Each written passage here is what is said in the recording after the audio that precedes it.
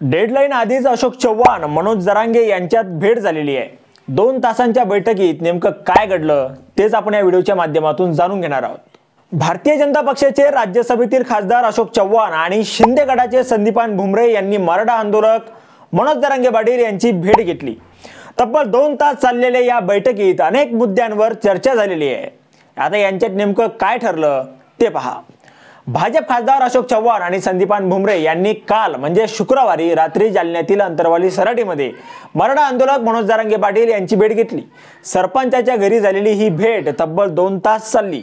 यावेळी अशोक चव्हाण, संदीपान भुमरे आणि मनोज जरांगे यांच्या दरम्यान अनेक मुद्द्यांवर सविस्तर चर्चा झाल्याची माहिती समोर आलेली आहे।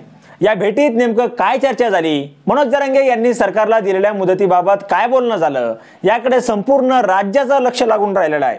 मराठा आरक्षण, सगळे सोयरे कायद्यांची अंमलबजावणी करणे, हैदराबादसह विविध संस्थांचे गॅजेट स्वीकारणे, जात प्रमाणपत्र वाटप चालू करणे, गुन्हे वापस घेणे, मुलींना मोफत शिक्षण लागू करणे, मुलींची फी मोफत करणे, या सगळ्या मुद्द्यासंदर्भात मनोज जरांगे आजपासून म्हणजे 6 जुलैपासून हिंगोलीपासून मराठा आरक्षण शांतता जनजागृती रॅलीला सुरुवात करणार आहेत।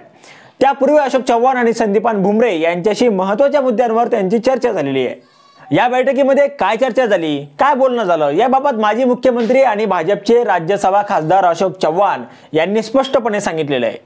एक वैयक्तिक पातळीवर चर्चा झाली। हा विषय लवकर मार्गी लागला पाहिजे। मनोज जरांगे यांच्याशी 2 ते 3 विषयांवर आम्ही विस्तृत चर्चा केली असून ती सकारात्मक झाली आहे। मनोज जरांगे पाटील यांची भेट घेण्यासाठी मला कुणीही पाठवलेलं नाहीये। मराठा समाजाचा एक कार्यकर्ता म्हणून मी त्यांच्या भेटीसाठी आलोय। शासन स्तरावर आम्ही मागण्यांचा पाठपुरावा करतोय। आम्ही दोघंही खासदार आहोत। सर्व मागण्याच्या शासन स्तरावर पाठपुरावा करण्यासाठी चर्चा सुरू झालेली आहे। समन्वयाची भूमिका असणं महत्त्वाचं आहे, असं चव्हाण यांनी नमूद केलेलं आहे। हा विषय जेवढ्या लवकर संपवता येईल तेवढा लवकर संपलेला बरा, आमच्या सर्वांची इच्छा आहे, ते असंही म्हणाले। मनोज जरांगे पाटील आता याच्यावर यांचं म्हणणं काय ते पहा।